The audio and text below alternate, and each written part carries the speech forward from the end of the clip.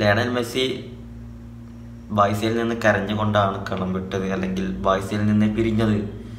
ആ Lionel Messi അന്ന് പിരിയുമ്പോൾ തന്നെ നമ്മളെല്ലാവരും മനസ്സിലുണ്ടായിരുന്നു, ഒരിക്കലെങ്കിലും അദ്ദേഹം കളത്തിൽ നിന്ന് വിടുന്നതിന് മുന്നേ ഈ ഒരു ബാഴ്സയിലേക്ക് തന്നെ തിരിച്ചു വന്ന ആ ഒരു കുപ്പായത്തിൽ ഒരിക്കൽ കൂടി അദ്ദേഹത്തെ കാണണമെന്ന് പലപ്പോഴും നമ്മൾ ആഗ്രഹിച്ചതാണ്. പലപ്പോഴും നമ്മളെ മനസ്സിലും ഉണ്ടായിരുന്നു അദ്ദേഹം ഇവിടെ തന്നെ തിരിച്ചെത്തും എന്നുള്ളത്. അദ്ദേഹം തന്നെ അത് പറഞ്ഞിട്ടുണ്ടായിരുന്നു, എനിക്കിവിടെ തിരിച്ചെത്തണം എന്നുള്ളത്.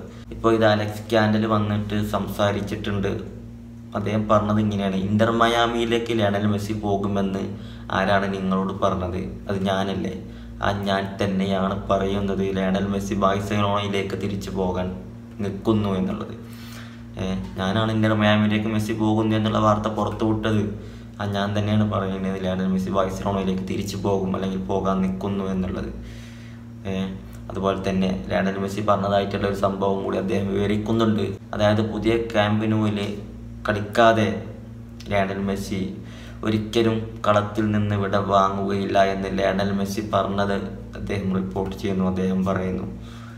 ഏതായാലും നമുക്ക് അതിനൊക്കെ പാടെ കൂട്ടി വായിക്കുമ്പോൾ നെയ്മർ ജൂനിയറും സാന്റോസിലെത്തിയത് ബാഴ്സലോണയിലേക്ക് ചേക്കേറാൻ വേണ്ടിയിട്ടാണ് എന്നുള്ള റിപ്പോർട്ടുകൾ വന്നിട്ടുണ്ടായിരുന്നു. സാന്റോസിലേക്ക് അദ്ദേഹം എത്തിയ ഉടനെ നെയ്മറിൻ്റെ 5 മാസ സാന്റോസ് ജീവിതത്തിന് ശേഷം അദ്ദേഹം ബാഴ്സലോണയിലേക്കും അതുപോലെ ലയണൽ മെസ്സിയും ബാഴ്സലോണയിലേക്ക് അടുത്തിട്ട് ആ ഒരു MSN ത്രയം ഇല്ലെങ്കിലും മെസ്സി നെയ്മർ എങ്കിലും അദ്ദേഹത്തെ അവിടെ മെസ്സിയെയും നെയ്മറെയെങ്കിലും അദ്ദേഹം അവിടെ നമുക്ക് കാണാൻ കഴിയുമോ എന്നുള്ളത് നമുക്ക് പ്രതീക്ഷിക്കാം. കാരണം നെയ്മറിൻ്റെ ഭാഗത്തു നിന്നും ലയണൽ മെസ്സിയുടെ ഭാഗത്തു നിന്നും അടുത്ത റൂമറുകൾ, അടുത്ത ട്രാൻസ്ഫർ ന്യൂസുകൾ ഉണ്ടെന്നുണ്ടെങ്കിൽ അത് രണ്ടും ബാഴ്സലോണയാണ്, 2 താരങ്ങളുടെയും ബാക്കിൽ.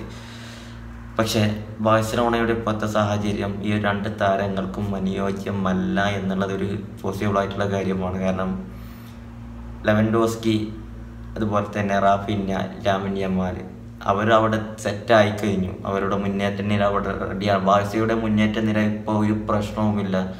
അവർ അവിടെ ക്വാളിറ്റി ഫുട്ബോൾ കളിക്കുന്നുണ്ട്. റാഫിഞ്ഞ, ലെവൻഡോസ്കി, യമാൽ, ആ ഒരു കൂട്ടത്തിലേക്ക് ഇനി ലയണൽ മെസ്സിയും നെയ്മറേയും എങ്ങനെയാണ് ഉൾക്കൊള്ളിക്കാൻ കഴിയുക എന്നുള്ളതൊന്നും അറിയില്ല. ഏതായാലും അദ്ദേഹം ബാഴ്സലോണയിലേക്ക് തിരിച്ചെത്തും എന്ന് തന്നെയാണ് നമ്മളൊക്കെ പ്രതീക്ഷിക്കുന്നത്.